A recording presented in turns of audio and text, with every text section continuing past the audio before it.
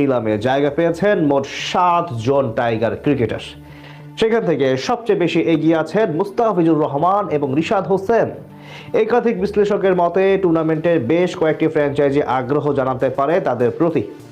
নিলামে পেতে পারেন চড়া মূল্য।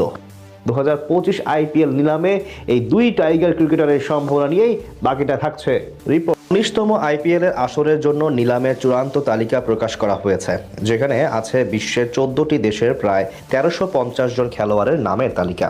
সেখান থেকে কোন খেলোয়াড়দের নিলামে দেখতে চায় তা জানতে চেয়েছিল ফ্র্যাঞ্চাইজিগুলোর কাছে। শেষ পর্যন্ত চূড়ান্ত তালিকায় জায়গা পেয়েছেন মোট 350 জন।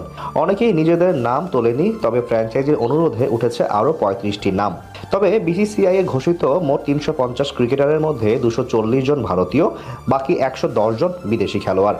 এবারে নিলামে দলগুলো সর্বোচ্চ 77 জন ক্রিকেটার দলে নিতে পারবে, যার মধ্যে 32টি জায়গা বিদেশিদের জন্য বরাদ্দ।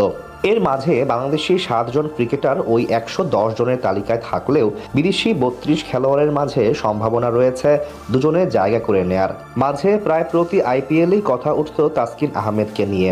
তিনি জানাতেন দলগুলো তার সাথে কিংবা বিসিবির সাথেও যোগাযোগ করেছে, তবে শেষ পর্যন্ত আর আইপিএল খেলা হয়নি তার। রিশাদ হোসেন, তানজিম সাকিব, নাহিদ রানা ও শরীফুলের ভিত্তিমূল্য নির্ধারণ করা হয়েছে 75 লাখ রুপি। তাদের সাথে আছেন তাসকিন আহমেদও। পরিস্থিতি বিবেচনায় তিনি হয়তো সম্ভাবনার মাঝে থাকবেন। তবে যে দুজন খেলোয়াড়ের দল পাওয়ার সম্ভাবনা বেশি তারা হচ্ছেন রিশাদ হোসেন ও মুস্তাফিজুর রহমান। একমাত্র বাংলাদেশি হিসেবে ফিজের দাম 2 কোটি ধরা হয়েছে। অন্যদিকে রিশাদের ভিত্তিমূল্য 75 লাখ রুপি। আইপিএলে নিয়মিত মুখ মুস্তাফিজ এ পর্যন্ত 8টি মৌসুমে খেলেছেন, তাও 5টি ভিন্ন ভিন্ন ফ্র্যাঞ্চাইজির হয়ে। বাংলাদেশের হয়ে সবচেয়ে বেশি দলে খেলার অভিজ্ঞতাও রয়েছে তার।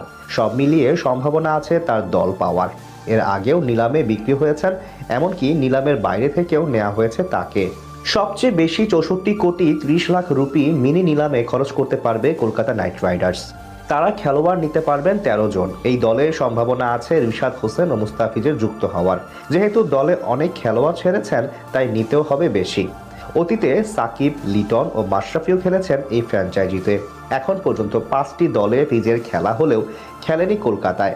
এবার অল্প দামে এই দুজনের দিকেই চোখ থাকতে পারে কলকাতার, যদিও গুজরাটকে চোখ রাখতে হতে পারে দুজনের দিকেই।